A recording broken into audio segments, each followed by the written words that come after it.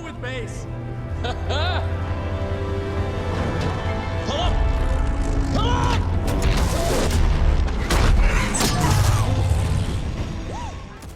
DICE is back at the helm of the Battlefield franchise after a trip to a galaxy far, far away. Rather than taking us forward in time, the Swedish studio has made the daring choice to go back to World War I. It's an era rarely explored in film and video games due to its limited technology and lack of a central villain. With a brand new campaign in the franchise's signature multiplayer, does the Battlefield franchise successfully mold with the new setting?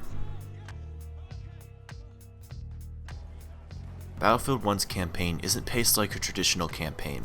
Instead, it's more like a collection of mini-stories starring a different protagonist each time. Unfortunately, a lack of cohesion derails any dramatic build-up. War stories contain anywhere between 2 to 4 chapters, which can each be beaten in about an hour. Tragedy and heartbreak are constantly dished out, but they're rarely ever earned because none of the characters are developed beyond the short amount of time allotted to each war story. Mission designs are also rather uninspired. For every exciting mission with a plane or a tank, there's another boring stealth mission. In fact, out of the 16 chapters, about half of them try and force players into the shadows. Despite the well-produced cinematics and some surprisingly good writing, the campaign leaves a hollow feeling inside and much to be desired.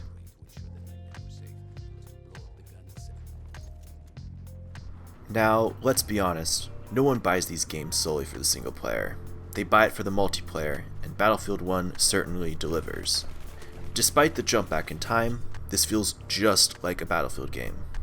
There's still the 4 classes which have been tweaked to better suit the era, but unlike previous games, they are evenly balanced with no one class outshining the others. The same can be said about the vehicles. While very powerful, these tools of destruction are more cumbersome than their modern counterparts, and DICE has limited the amount that can be on the battlefield at once. As for the maps, there are 9 of them and they range from good to exceptional. Amiens in particular stands out. Set in the French city of the same name, the map features excellent lanes, objective placement, and some of the best destruction in the entire game. However, some maps like St. Quentin Scar and Sinai Desert have spawning problems. With large open areas, these maps leave players exposed immediately upon entering the battlefield. Now let's talk about weapons briefly, as this is where you can really feel the time period. World War I is an era that didn't really have a lot of weapons, and this is reflected in Battlefield 1. DICE bypasses this with the variant system, where weapons come equipped with different attachments that change how they're used. For example, an optical variant adds a prototype red dot sight that increases a weapon's range.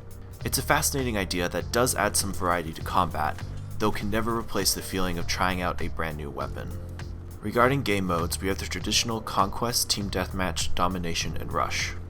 New to the series are Operations and War Pigeons. Operations, a multi-stage game mode, is a fantastic new addition that players may gravitate to due to its progressive nature. Unfortunately, Rush feels like an afterthought. With Operations being a bigger, more varied version of Rush, this could be the death blow to a fan-favorite mode that has fallen on rough times.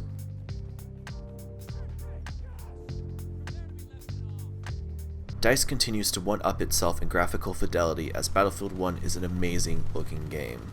Maps are teeming with glistening water and lush vegetation, and gun models have been accurately recreated to represent the real-life counterparts. Weather effects not only have an appealing aesthetic quality, especially how they interact with your weapons, but can also change the way you play the game. And of course, on the sound side of things, you'll benefit from a good pair of headphones as real-world audio of guns has been recorded to make the experience as authentic as possible. Putting to rest any qualms about the World War I setting, Battlefield 1 is, without a doubt, a true Battlefield game with everything you'd come to expect from the franchise. The multiplayer experience is top-notch thanks to some well-designed maps, a solid amount of weapons, and some quality game modes. It's a pity that Rush feels like such an afterthought, but Operations more than makes up for it. Unfortunately, the single player once again feels tacked on. It's more like a glorified 8-hour-long tutorial, training players for multiplayer by throwing them in tanks and planes rather than telling a cohesive story.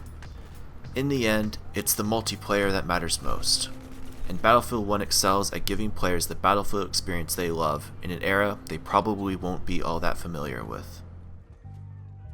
For all your Battlefield 1 and gaming needs, head on over to hardcoregamer.com.